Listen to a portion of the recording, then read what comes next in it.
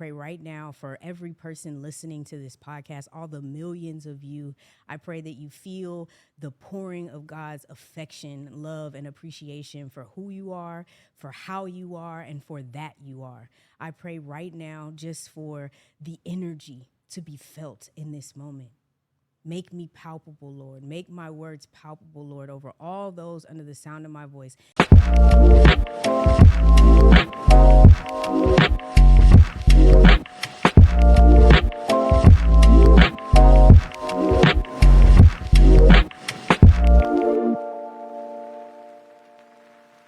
What is going on, everybody? Welcome to another episode of the Cover2Cover Podcast. I am your host, Jaron Bingham. I appreciate you guys for giving me your time, your attention, and I need you to give me a like, a subscribe, and I also need you to share. I am very excited about this episode. One, because of the guest. This guest I've known this guest for a little over a year. Mm-hmm. Maybe 2 years. 2 years? Mm-hmm. Okay, so we can say 2 years, around 2 years. Very positive, very uplifting, and yeah, I'm just going ahead and just introduce you. Okay. My good, dear friend, mindset coach, creative director, dear friend, Miss Jessica Ross. Yay. How are you doing, Miss Lady? I am so blessed and highly favored. I'm so excited to be here. Yes, ma'am. Your energy and who you are walking around the gathering spot, which is where I met you, okay, yes, ma'am, is a total light. And I'm so excited to dive into an adventure that you've been on and offer what it is that I've gotten through books, because they are so important. Yes, ma'am. Yes, and the book that we are talking about today, The Game of Life and How to Play It, by Florence Scovel Shinn. This book was published in 1925. We are in the end of 2024, but of course, when you are listening to this podcast, or this episode is going to drop in 2025, so that's going to be the 100th year that this book has been in rotation. Quick, before we even jump into it, a very quick read, a very impactful read. It was one of those things that I feel like this is going to be like one of the most uplifting episodes that we've done, just because of who you are and then like what this book possesses.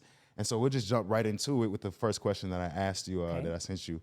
What made you pick this book? Let's just dive into that. Well, one of the reasons why I picked this book was because, one, I found this in my grandparents' closet. Of course. So I am one person who will like go to my grandparents' house. Well, when I had grandparents, I am now no longer have grandparents alive. But I would rummage through their library because books were very important to them. They always talked about reading. And one of the quotes that they would say is, they used to try to hide stuff in books from us. Yeah. So you better get in those books and get everything they try to hide and some. Yeah. So it's like I found The Game of Life and How to Play It in my grandparents' closet, along with some other metaphysical books that come from the study of metaphysics and Christianity combined. Yeah. And my grandparents were like AME, Christian, and I was like, oh my gosh, this book seems like such a departure. But when I got into it, it speaks about the mindset of Christ-like living. Yes. And for me, if I only had to pick one book to represent me in this cover-to-cover world. You'll be back again, but... I got plenty of books. Books are one of my favorites. But I wanted it to start with this. Yeah. Because life is a game, and it can be won by how you play it. Yeah. And this book, for me, tells you internally how to conduct yourself so that you're conducting this world like it's an orchestra playing just for you and what you'd like. Yeah. Yeah, that's it's fascinating. You said that you found it in your grandparents' library. It's always those books that kind of like you aren't necessarily seeking out, that just kind of stumble upon you. One of my favorite books, even though we're talking about the Game of Life, one of my favorite books is Native Son. I kind of found that out of nowhere. Native Son by Richard Wright, fellow Mississippian. Anything Mississippians right, I love them. But yes, this book, like you said, it connects, what's going on in everyday life, tying it into Christianity. I too come from a very Christian. I have a Christian upbringing. Entire family was just connected into the church, and so even kind of going on my own path in my 20s till up to here now, like a lot of the things resonated with me.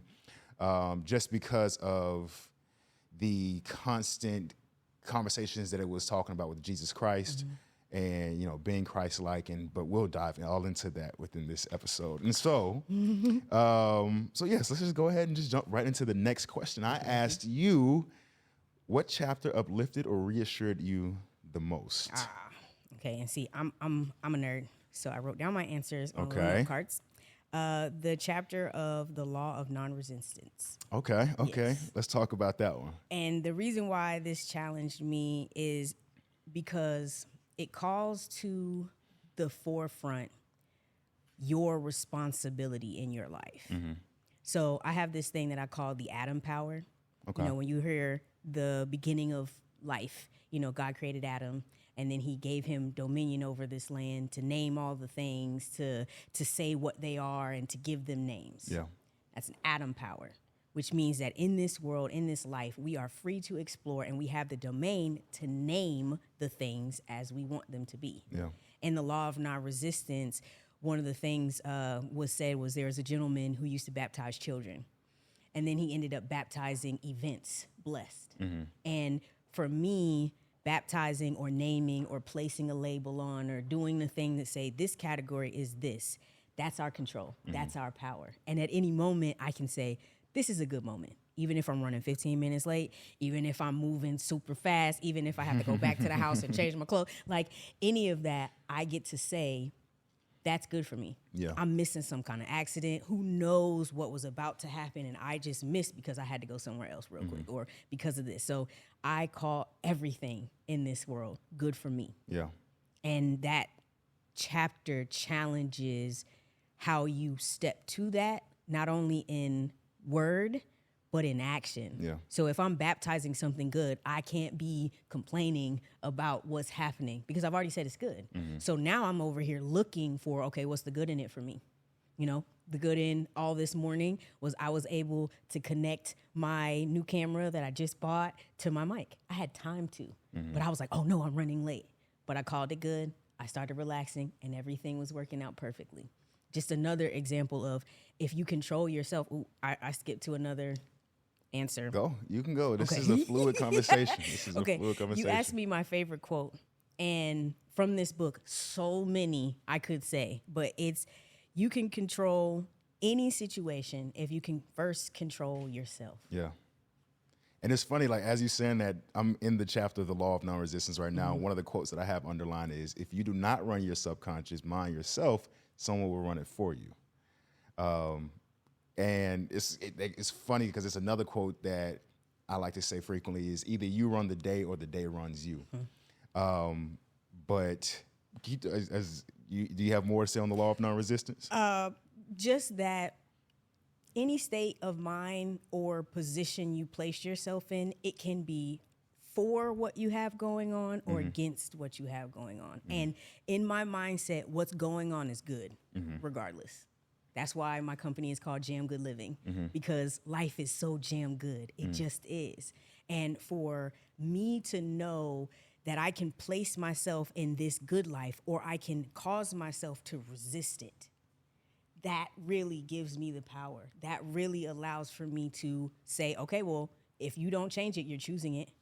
So if I'm frustrated and I'm staying frustrated, I'm not choosing to call it blessed. I am now resisting. Yeah. So I have to non-resist, relax. Yeah. You know, relax, relate, relief. You know? Have you seen that movie Philadelphia with Tom Hanks and Denzel Washington? No, or Well, not in a while. It's cool because you know, Tom Hanks, as you were saying that, there was a scene, Tom Hanks plays this man with AIDS. And there's a scene where things are kind of going chaotic. And he starts repeating to himself, every problem has a solution. Every problem has a solution. He's just like repeating it to himself as things are kind of going chaotic with him. And with that, you see he's trying to slow his mind down as the external forces are just kind of throwing any and everything his way.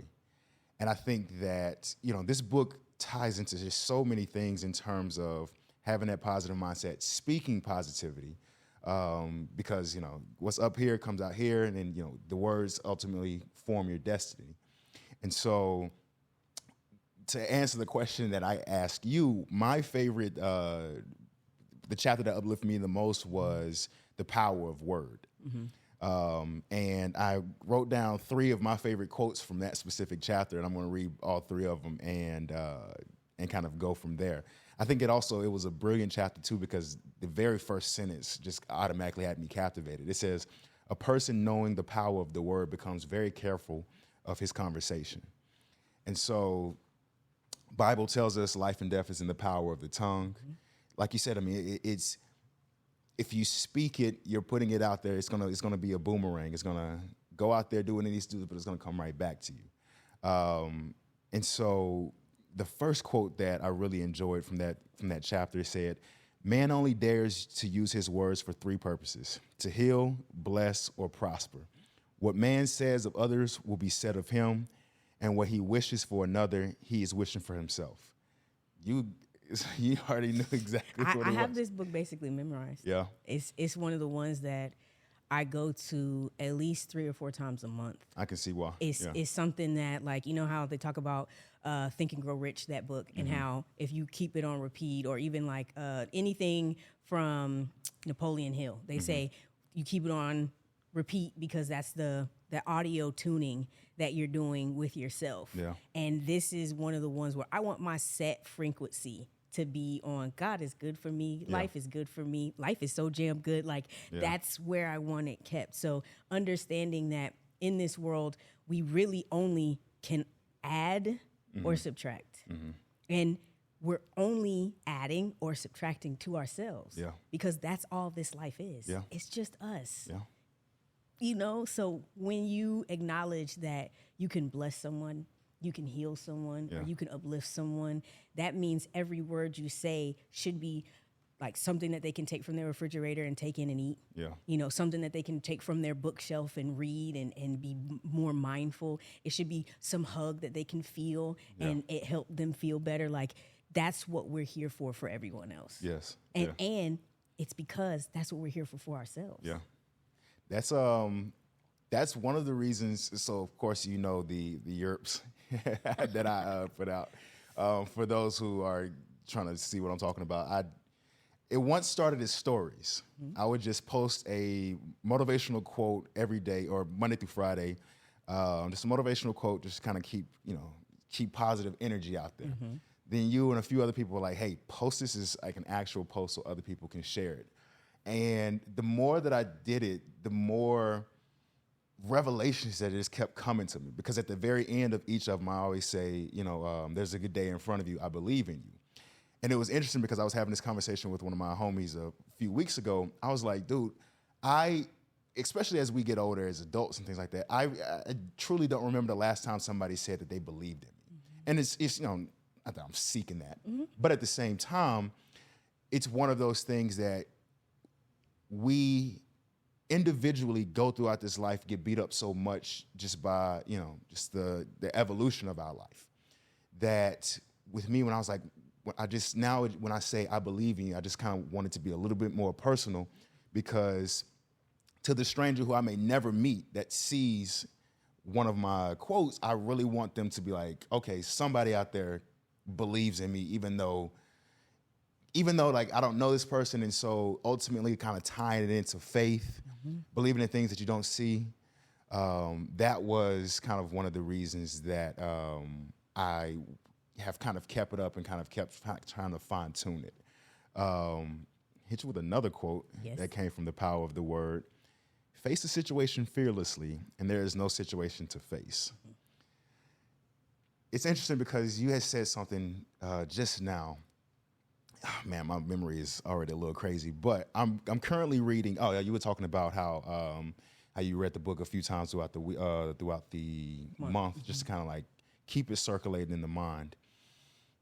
Within the book, Florence gives us 3 areas of thinking, or 3 ways of thinking, from the conscience, which is of course us right now, kind of like that clear mind and the way we're going.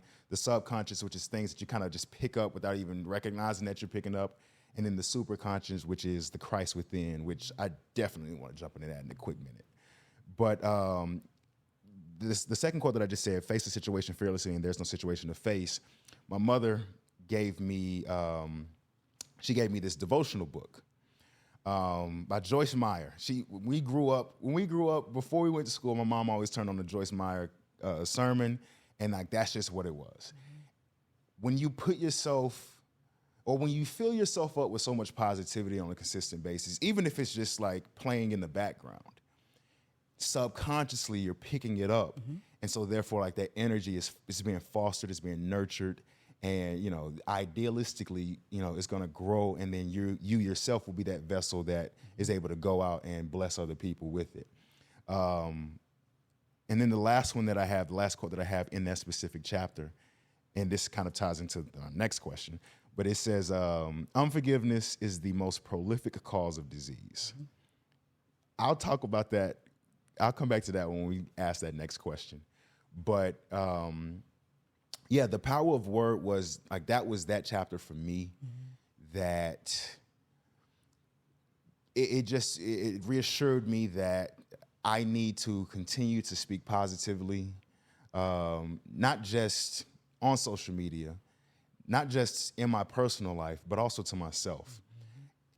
I'm not going to sit back and say I participate in a lot of self-degradation, but at the same time, I'm very hard on myself to where, you know, like you said, a lot of things, like a lot of obstacles I feel like I've put in front of myself just because of the things that I've said. And so the power of word was one of those chapters that reminded me to be cautious with what I'm saying to myself. And that is probably one of the biggest blessings that I got from reading this 107-page book. And so I'm so excited. So yeah, I was very appreciative of that. But yes, any other points on any chapter that uplifted you or things like that? Well, I wanted to talk to what you just said first. Okay. Congratulations. Because not everybody can read wisdom and take wisdom. Because there's a lot of stuff that we know. Yeah. But we don't know and put into play. Yes, we ma'am. don't know and make a difference in how we adjust or approach life. And for the fact that you recognize that you already want to be on the positive tip, you know, that was already your leaning. But then you found out ways where it can personally improve you, and you're willing to do that. Congratulations. I appreciate you. Your life is now going to be different. I appreciate you. It just has to be. Yes. And I'm excited to see how that unfolds for you, because when you believe in yourself and when you move towards the truth of who you are, more and more examples of how good life is, how great life is, how wonderful it is will come through you and to you. So yay, I'm excited. Okay. Cool. I appreciate it. Before we jump into the next question, I wanted to talk about the superconscious mind. Okay. The Christ within.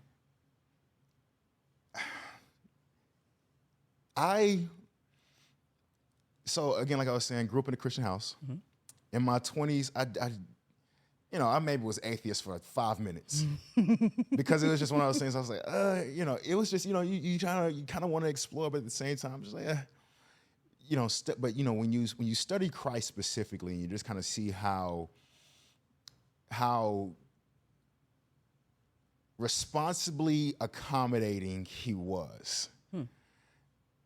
It makes you, when she talks about the superconscious and the Christ within, that made me, it just uplifted me a little bit more, because a lot of people, I don't want to say in my circle, but just a lot of people who I come in contact with, the conversation of Christianity, specifically Christ, is not as explored enough. Me personally, I believe that there is a God or a Christ within everybody, the ability to create, the ability to destroy. And so what is your take on the super consciousness and the Christ within, and how individuals can kind of tap in and explore and kind of just elevate their life by recognizing the God in them? Well, I want to say I similarly grew up like you in a church. My dad was a pastor for 18 years of my life. Okay. And he started when I was 4. So was there every day. And we started the church in our house. So It's like one of those things that I've seen throughout the transition of getting a big building, all that type of stuff. I was in church every single day for at least 3 or 4 hours every single day until I was like 19, 20. Okay. So Christ likeness was something that was taught to me from the framework that the Bible was an actual retelling of live people and stories. Mm-hmm. So that will, one, get you confused because it takes you outside of yourself instead of puts all the stories within you and in your mind.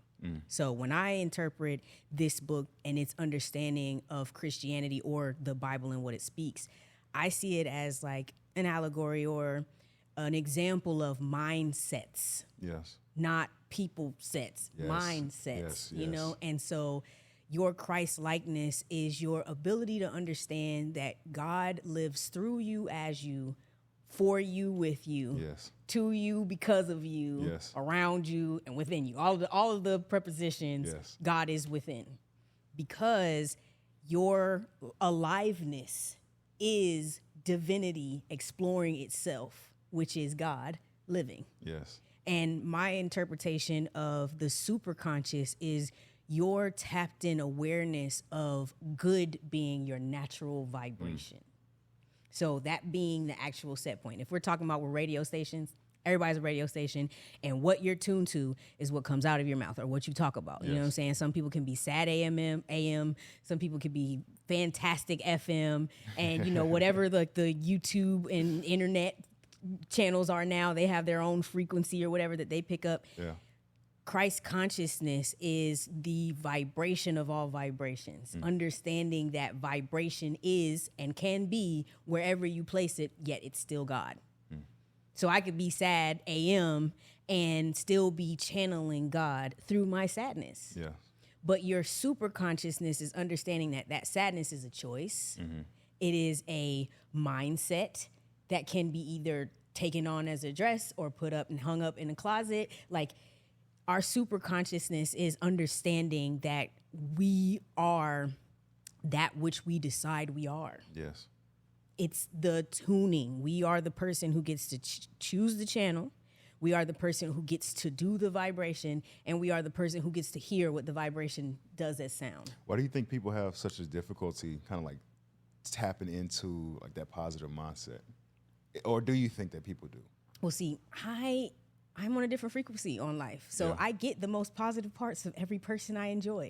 I can see that, yeah. Like, I can see that. I can see that. I get the best of people. Yeah. But I also am looking for the best of people. Yeah. I'm also showing the best of myself. Yeah. Whenever I'm able to. Now, there are moments when I'm not like the most bounce off the wall happy, but I still remember my atom power, and I will still call it good. And Yeah. I will still say I'm blessed, and I will still be happy to see you. Yes. And acknowledge another divine being that is here with me. Like, that will be, I'm set there. Yeah. You're being the change that you wish to see. Exactly. I've also had a very rough life. You Yeah. know what I'm saying? I've been through some situations in the sexual realm that didn't allow me to claim for myself my body, myself, my mind. And I, in that encounter, recognized that you can either be a giver or a taker. You can give somebody permission to be safe in your environment, to be safe around you, or you can take somebody's security. Or the idea of security, because technically you can't really take anything from anybody. They would have to relinquish it themselves. But that, again, gave me the permission to own an atom power any instant in my life. Yes. But it comes from knowing that I just want to be an additive. Yeah. I just want to add, because I do know that you can take by who you are, by what you do, by what you say. If you had told me that you were about to do this and I was like, you about to do a podcast? I didn't even know you read. Like, you know what I'm saying? Like, that might not have phased you none because you don't really know me. You know what I'm saying? I'm not one of your like best friends. So it's like, I'm not in the sanctum. But say you were like looking for my energy to match what you had. But that day I decided I was in my mood or whatever. That could have been a withdrawal from who you were going to be in this world, from what fire you about to set off in all these millions of people who are about to hear this podcast. Yeah.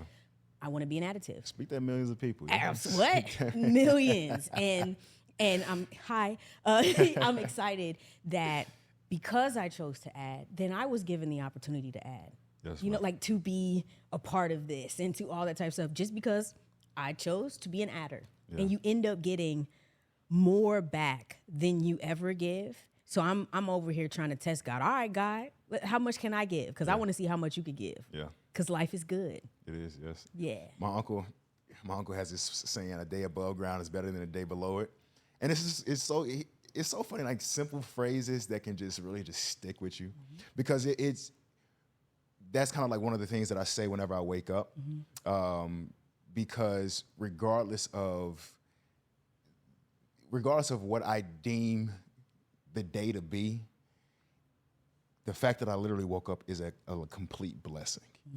But I feel like us as humans, it's just such a repetitive thing, because we've been waking up since you've been waking up, that you take it for granted. But I think that like you said, that mindset of that atom power, the ability to create, the ability to foster, can really help change a person's day by day approach. Let's keep jumping into this. Let's keep jumping into this. I hit you with a third question. My third question was, which chapter challenged you the most? So the first one was which one uplifted you? Which one challenged you the most? Okay, well then I flipped that. All right, you can flip it then. I did, because the law of non-resistance challenged me the most. Okay. And what one uplifted me the most would probably be the chapter of love. Okay. Just because if we're going to call any energy, any emotion, I believe that our superconscious and that God energy within us is love. Yes. It's appreciation, it's authenticness, it's acceptance, it's exuberance. It's all the things that make us feel like we're alive and excited for it. Yes. That is me recognizing the divinity of you. That is me saying, hey, me, us, we, I see you. And I'm happy to see you. Yeah. And the love chapter also reminds me that anything that we are seeking from someone else is really something we are looking for within ourselves. Yes, yes. And so it kind of gets me, because sometimes, like, I graduated from Kennesaw State University with the Bachelor's of Science, right? Ooh, hoo-hoo. With a Bachelor's of Science of Theater, Performance Studies, Dance, Communication, and Marketing. So I was one of those people who did integrated studies and create my own curriculum because I wanted to be something. Yeah. And what I saw in that world is the idea that you can pick different parts of yourself and get professional with them. I'm going to be a professional lover. Yeah. I'm going to be someone who is known for loving you, whether or not I know you, for giving you the deepest sense of love and self-realization, because I am walking love. Yeah. Because I am walking self-realization, self-acknowledgement. Me, the light, becomes you, the lit. Because I've now... Do you really be dropping jewels? I mean, we've had a number of conversations at TGS, but it's just, I knew that you were going to be bringing it today. Yay! Well, I'm excited. The conversations that we've had at TGS really let me know that you seek for something deeper, because not everybody does. Yeah. Now, I go deep with everybody, like, because you'll see there are people, I might come in on the day that they need the biggest hug, and we'll go into the bathroom, get it together, I'll get them to shimmy with me, and then we go back. But I am a place for that. My life has made itself to where I know how to facilitate a safe space, because I had to do that for myself in order to find love within myself, regardless of what happened in life. I know this is a lifestyle for you. Yes. When did it really start to truly kind of come together for you? It came in like a couple waves. First wave was after I went to my first set of therapy when I was about to go to college, because I was like, I had been raped, I had been molested. There was a lot of stuff in my life that I was like, I cannot go to college as a pastor's child and end up being what all they say the pastor's child ends up being, because I hadn't gone and worked on my mind. Yeah. So I went to counseling. It was a very interesting thing, because it was a white Christian lady, so different understanding of life in the world altogether, but Christianity was supposed to be the thing that held us. But that's also when I realized that everybody has a different understanding of Christianity and what Christ likeness is. Yeah. But that wave told me that I can make my mind constantly think things that will be helpful. Yeah. Because I think I was replaying a lot of the stuff that was happening to me in ways. But once I realized, okay, well, that's the movie I'm directing and shooting and cutting on a regular basis with my thoughts, I can change the script. I can change the players. Like, I could cast a whole new crew. I've been several different people. The second wave would be when I had my son. I was like, oh my gosh, there are just people having people out here. What? I didn't get my grown-up badge before I had this child. You know, where is the adult in this situation? Oh, wait, that's me. Yeah. And I had to realize that any worldview that I had was going to be the worldview that shaped my son's worldview. Any words out of my mouth would be the words that he heard on a regular basis. Yeah. Like any lifestyle I live would be what he said is tradition in his home. Like I understood the importance of my life even more because someone else was going to be sponging off of it. That son's first love is his mother. I'm telling you. And I better be someone who owns myself, who loves myself, who knows how to love my husband, and who knows how to show him what someone constantly bettering herself is. Yeah. Because he's going to need to love himself. He's going to need to be able to honor and love his father. He's going to need to be able to have a relationship with himself to where he knows that he's divine. So I'll say, even if he's upset, well, that's a choice. You get to choose it. We can wiggle it out right now, or we can go step outside. Yeah. You know, I've taught my son some things to where it's funny hearing him talk to his cousins. Because if his cousins have a freak out, you might need to go take a deep breath. Yeah. I gave him high five at the beginning of his world. First one is take a deep breath. Yeah. Second one is stomp it out, because sometimes you need to just stomp it out. Third one is go step outside. Fourth one is scream, yell, shout, punch a pillow, anything to move that energy. The fourth one is the wiggle. Yeah. I mean, the fifth one is a wiggle. So it's like I gave 5 resources that I had to take in from the moment I had this little baby that I didn't know what I was going to do with, because now I'm responsible. I needed to be more responsible for myself. And honestly, maybe a 2.5 wave. When I was in California, I was miserable because I had my husband, I had my son, I had all the things. I got my degree. I was supposed to be checked off. Everything was supposed to be great. I was living in California, 15 minutes away from the beach. Everything was supposed to be fine. Yeah. I was miserable. Yeah. I was miserable. How could you be? And there was sun every day, and I was miserable. And I had to check in with myself and say, this ain't it. And so I started teaching myself how to surf. I started waking up very early in the morning, going to the beach every day at 5 a.m. I do consume cannabis, so that was a part of my routine and like health regimen because it helped me meditate and slow myself down and do different things with my mind. And it's now so much of a habit that regardless of what happens, I have things that I say that set me right. You said slow things down. I think that it's very important. You were saying a lot of things just now, and I'm just trying to wrap my mind around all of it. But no, it's even when you were talking about the 5 things that you tell your son, one of the things that majority of self-help books, and this book especially, does is that it puts the onus and the responsibility to lift yourself up on the individual themselves. And it also gives them very concrete ways, very poignant ways that one can do that. And because the title is The Game of Life and How to Play It, I'm a big sports guy. A lot of the analogies that I speak are sports related. And one of the analogies that, when you said, like I said, slowed it down, one of the analogies that I thought of was that NFL quarterbacks, when they first come into the league as rookies or, sophomore players, the game is moving very fast for them. But as they continue to study, as they continue to get experience, as they continue to nurture and grow the relationship with their teammates and their coaches, you'll hear them often say, the game slowed down for me. And so they're able to read the defenses a little bit more consistently and tying that game into the game of life that we have. When we kind of are coming into different circumstances, different things, different trauma, it's very fast. It's very moving. Like our mind is going at 100 miles an hour. We don't necessarily know what to do. One of the quotes that I have on my board is, I can't control external forces. I can control the inner forces. Those external forces are going to do whatever they want to. I have zero control of them. How can I slow down everything inside of me?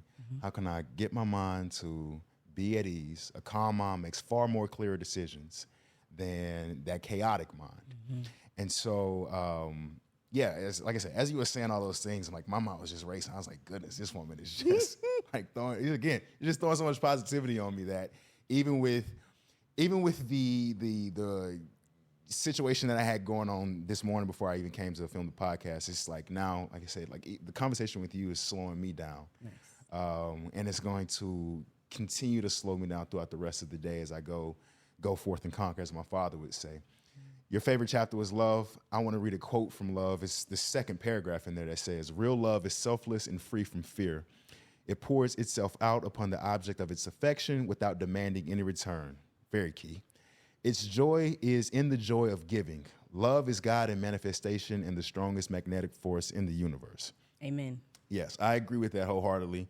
When people say God is love, when there is a God inside of you, those are the things that kind of register with me. And so I'm going to answer the same question I gave you. I said, which chapter challenged you the most? The chapter that challenged me the most was the law of karma and forgiveness. Okay. I'll most recently say that maybe about 2-3 years ago, I've just most recently started to understand forgiveness in its totality. I can definitely hold a grudge. It's not something I say proudly, but and I can hold a grudge and then kind of like make it seem like we're still cool. I think that's like the issue that I have. But let me just jump straight into the quotes before I even continue to go from there. But one of the quotes from that specific chapter, he says, the more a man knows, the more he is responsible for. And a person with a knowledge of spiritual law, which he does not practice, suffers greatly in consequence. To know something and not practice it and suffer from it, that was probably my mid to late 20s, a little bit of my early 30s. In fact, I even wrote to the side of it. I said, damn. That was just, I was like, because it is, for me, the goal ultimately is to continue to gain wisdom. And one of my favorite pastors, Dr. Miles Monroe, you have ignorance, which is, of course, not knowing. You have knowledge, which is, of course, knowing. And then you have wisdom, which is the application of knowledge. And so, I've known for a lot of years of my life. Now I'm just transitioning into the point where I'm applying the knowledge, becoming more wise, because I don't want to suffer the consequences of things that I knew were better for me if I had just gone ahead and just taken that route. And so, that law, I think that just ties more into like the law of karma. And I want to read one more quote from that specific chapter and kind of jump off of that. Desire is a tremendous force and must be directed in the right channels or chaos ensues. Everybody has desires. And the majority of people have misguided desires. Chaos has definitely ensued in my life over some time. But again, like that's the reason I really appreciated this book as quick of a read as it was. It was just one of those things that continued to remind me, Jaren, the onus is on you. This day doesn't have to, when I get frustrated, like I really kind of got to be in my own shell. And so it's, especially, with what I'm doing at TGS, I'm like, I tell myself, I'm like, nigga, like my energy is infectious. Like, if I come in with a very upset attitude, it's going to rub off on other people. And of course I don't like that. And so the thing is with me is like, okay, how can I most effectively get myself out of frustrating moments?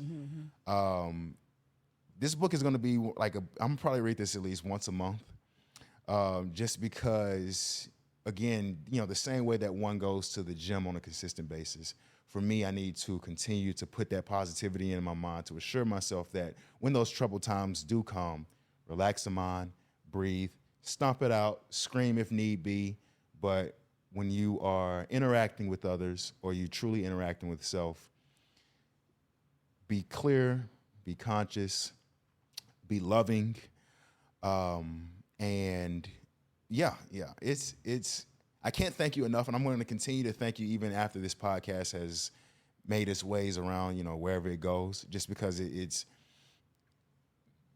the Bible is. I'm currently reading the Bible in its entirety. But books like this are something that I feel like, kind of like the Bible light, Lite, in its own way. I'm trying not to be sacrilegious, and my grandmother out there who's listening. But yes, very appreciative of you recommending this book to me. You already gave me your favorite quote. Mm-hmm. Do you have any other favorite quotes that you want to give the people before we hop into the last question? Other favorite quotes. In the prosperity chapter. Okay. Which is basically the chapter that sums up the promises that were given in the Bible. You know, to me, we were promised dominion over all things, abundant life. Yes. You know, exceedingly abundantly above all that we could ask or think, according to the power that works within, which is another one of those Christ-centered things. He's inside. My God is a God of plenty, and I now receive all that I desire or require and more. Doesn't that just feel good? Yeah. That was the other thing. When you were talking, what I heard was when you work out, if you can put some of the things that you know need to seep into your head, and every rep you say it to yourself, because of how your body is entwined and how you're using your workouts right now, that would probably boost the stuckness of what you've been learning. Yeah. I agree with that. It's what I usually do is before a workout, I have a workout journal. Okay. And before I work out, I'll usually like write a little quick note, saying like knock it out, or, have a good day, or just something like quick little note to kind of just make sure, just to talk to myself.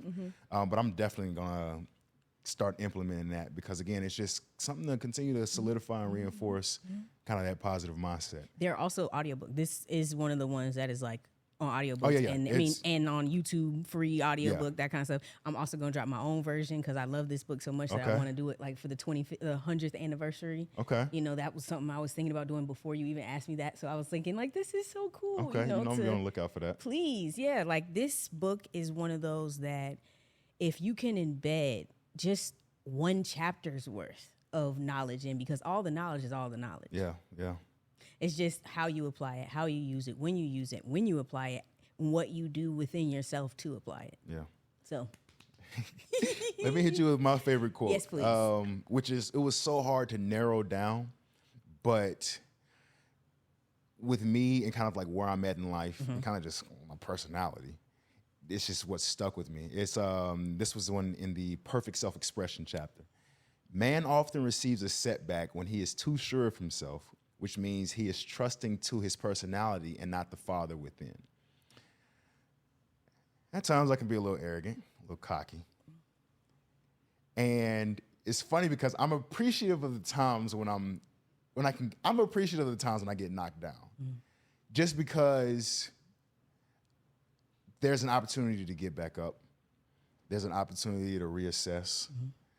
And so, of course, those times when I do get knocked down, I come to the conclusion, okay, there was something that I messed up on.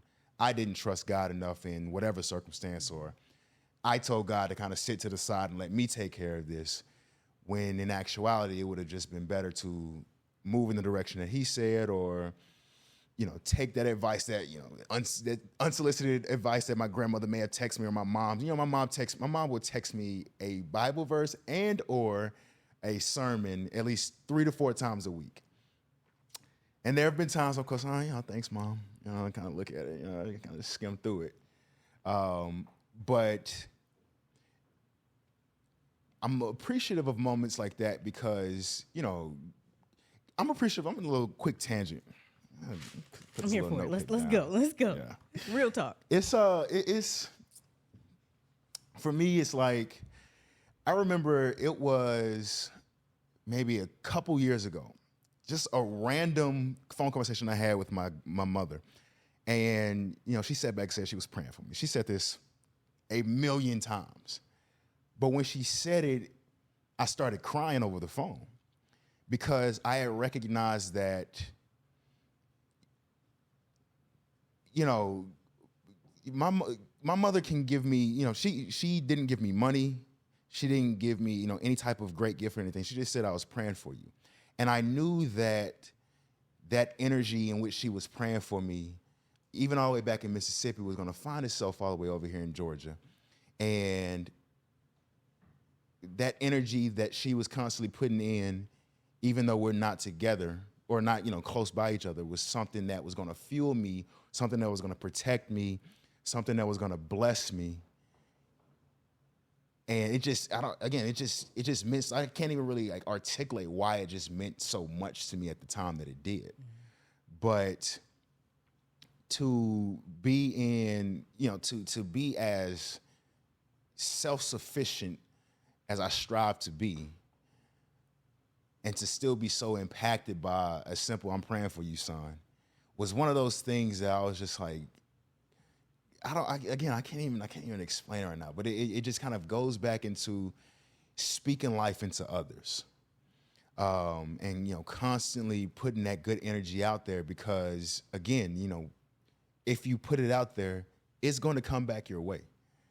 And so all in all, like that was one of the reasons that I had marked this book up so much in terms of underlining, circling certain phrases and things like that, because there's so much power in just the ability of what you think on a day-by-day and what you say in a day-by-day basis, that I just hope that if a person is tuning into this podcast, that they can just understand that you are the one who's responsible, and that's a good thing.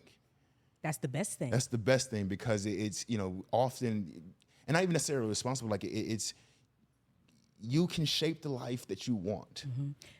The reason why I like you saying responsible is response able. You are able to respond. Yeah. So you're given information like this world is as it is, or this is happening, or this is the time I'm supposed to be there. And I'm going to use this morning. I'm supposed to be here at 11 o'clock. I didn't get my son up until like 9:30. Yeah. And I'm 45 minutes away. Yeah.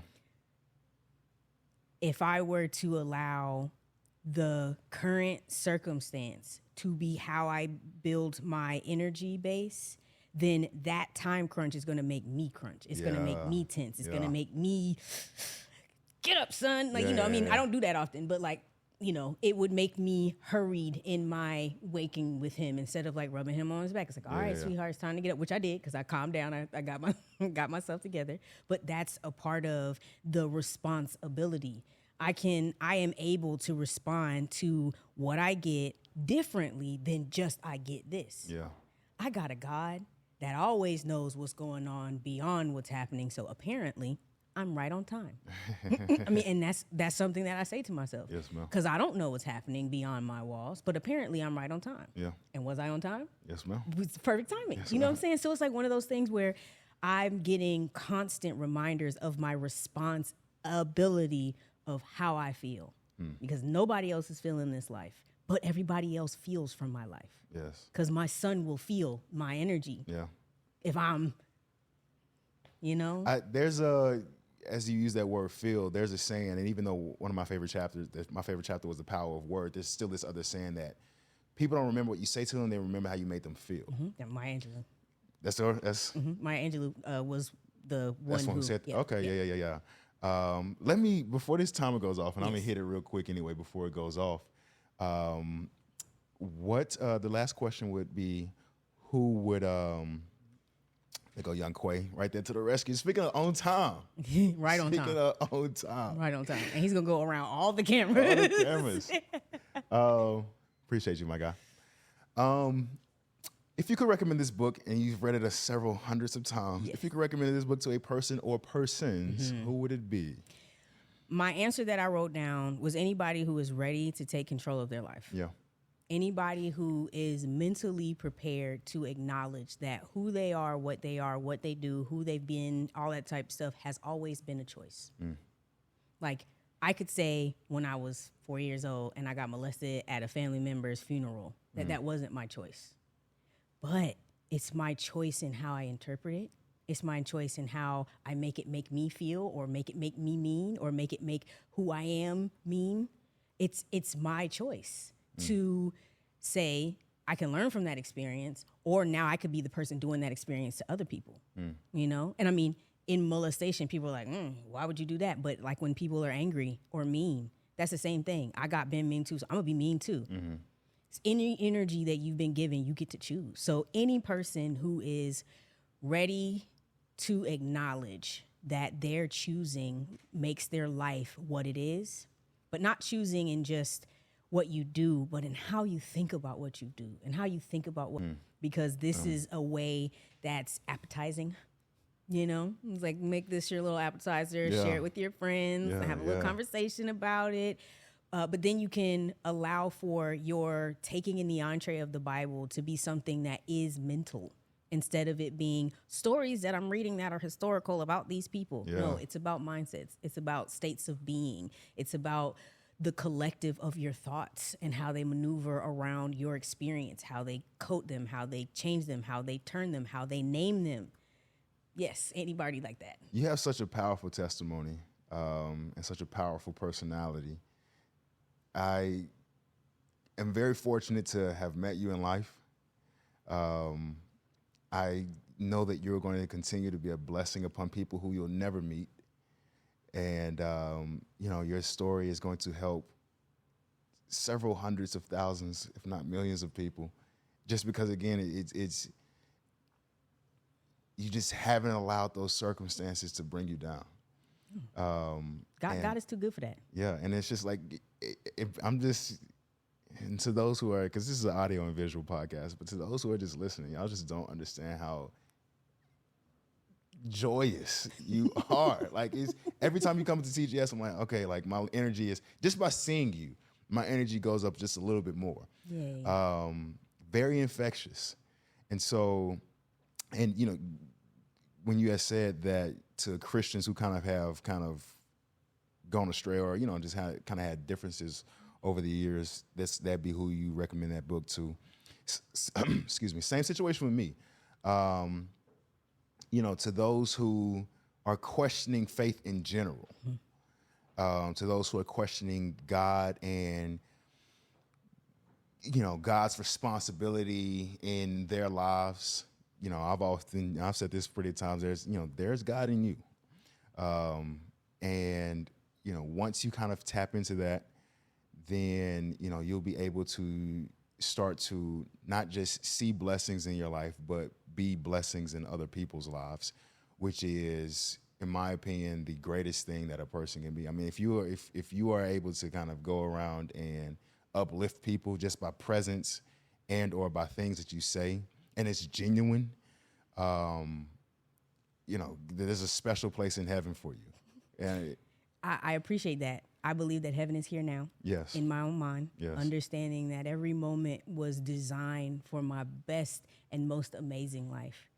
I was going to ask, would you mind if I pray over you in this podcast before we go? Let's make it happen. I wanted to pray at the top of the podcast, but this is perfect timing. This will be the first prayer on the Cover2Cover podcast.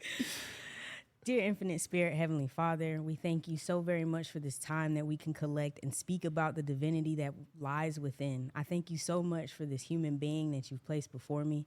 I pray that you anoint him from the top of his head to the soles of his feet. I pray that everything he touches, every book he reads, every person he comes in contact with feels the love that you have for him and he has for himself and others.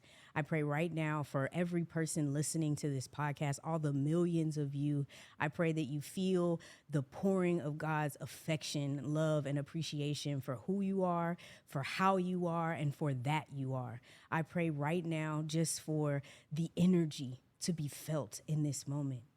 Make me palpable, Lord. Make my words palpable, Lord, over all those under the sound of my voice. May they know and feel and hear you in every moment. May they have experiences where you are present. They can't deny it, God, because you've been so good. I pray this knowing that all things are even better than I can imagine because you do exceedingly abundantly above all that can be asked or think. And I keep thinking because there is a power that works in us. I pray right now in the name of Jesus. Amen. Amen. Lady Jessica Ross, I appreciate you more than words can even explain. Is there anything else that you have to say before we wrap it on up here, Mel? That I have to say? Well, my friend Coco would be mad at me if I did not say I have a business named JAMGOODLIVing. Mm-hmm. It's a health and wellness company that supports mindset, life set, and office set because I can help your team build, you build, and your life build. Okay.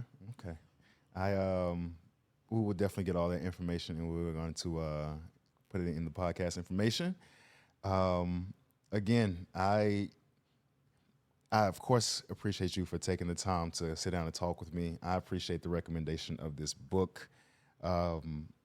This book is going to follow me throughout the rest of my life. I genuinely mean that. Yes, it's one of those things that is going to keep me just continuing to want to be a light in this dark world, as I often say. And to the listener and the viewer out there, The Game of Life and How to Play It, Florence Scovel Shinn. I truly recommend that you go pick this book up, or you go jump on it on Audible or audiobooks. Like I said, it's on YouTube, Spotify, Apple. This book is literally everywhere. 100 years in the making, in 2025. And so, yes, and yes. This has been a very influential, positive, and uplifting episode of the Cover to Cover podcast.